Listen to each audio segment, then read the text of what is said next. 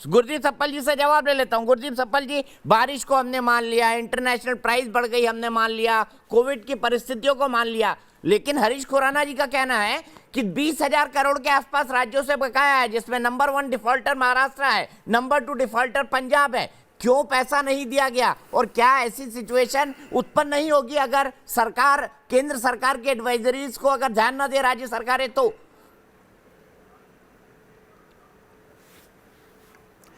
दीपक जी, गलती इसकी, गलती उसकी, गलती सबकी, पर राज किसका है, शासन किसका है, जिम्मेदारी किसकी है? मोदी सरकार का ये 8वां साल है, वो अभी अभी सत्ता में नहीं आए हैं, 8वां साल है, और सरकार का काम प्लानिंग ही होता है। हालांकि अब तक इन्होंने कहीं प्लानिंग नहीं की, इसलिए कोई उम्मीद मैं कर नहीं रहा हूं। और क्यों प्लानिंग होता है, जैसा अभी आपने भी बोला कि सारे इंडिकेटर सरकार के पास थे कि कहाँ कमी होने वाली है, तो प्लानिंग क्यों नहीं की? और प्लानिंग इसलिए नहीं की क्योंकि आग लगने पे कुआं खोदने भाग रहे हैं। ये कह रहे हैं कहीं दिक्कत नहीं है, पहले मैं उसका जवाब दे दूं। अभी आपके यहाँ एक से बोला कि जी हर साल होता है। 135 थर्मल पावर प्लांट है दीपक जी, 116 में इस समय दिक्कत है, सुपर क्रिटिकल है। पिछले साल आज ही के दिन सिर्फ 16 में था, और उसके पहले साल सिर्फ 2 में ये स्थिति थी। तो ये मत बोलिए पहले की नॉर्मल स्थिति है, स्थिति नॉर्मल नहीं है। 2 सुपर क्रिटिकल थे 19 में, 20 में 16 सुपर क्रिटिकल थे, आज 116 सुपर क्रिटिकल स्टेट में हैं।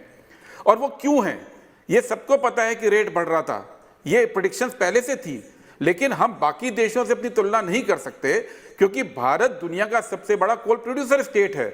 बाकी देशों पे अपना कोयला नहीं है, हमारे पास अपना कोयला है, और 80% कोयला हम अपना ही इस्तेमाल करते हैं, 20% हम इंपोर्ट करते हैं।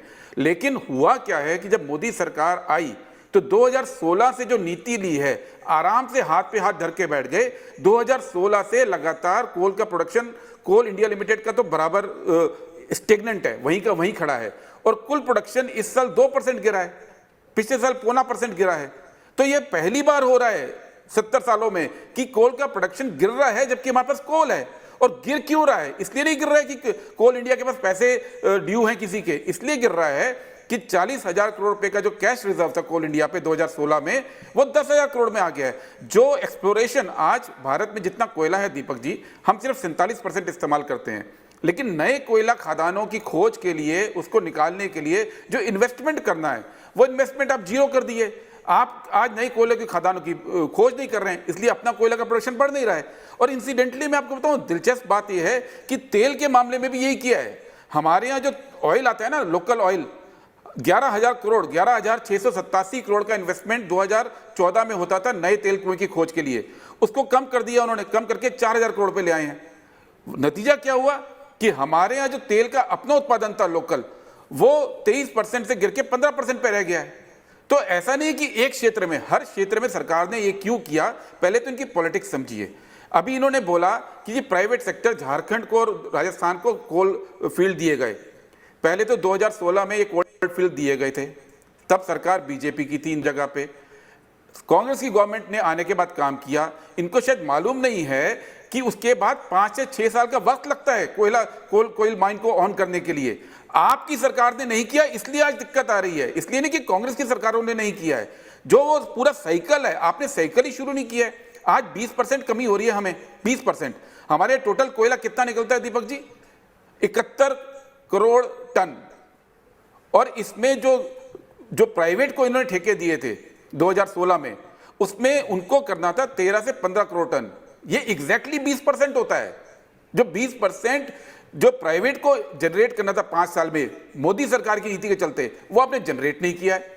और आप ये कहते हैं कि कमी दूसरों की है।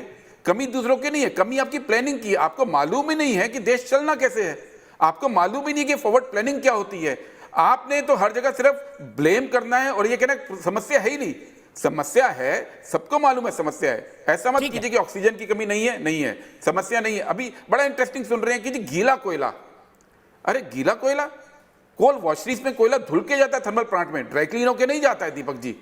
गीले कोयले की कॉन्सेप्ट ही बड़ी अजीब सी है। बारिश, हर साल बारिश होती है, बाढ़ क्षेत्र में ज्यादातर कोयला खदानें हैं, ये कौन सी नई बातें हैं? सवाल यह कि जब आप एनुअल देखते हैं तो 16 के बाद से लगातार मिसमैनेजमेंट हुआ।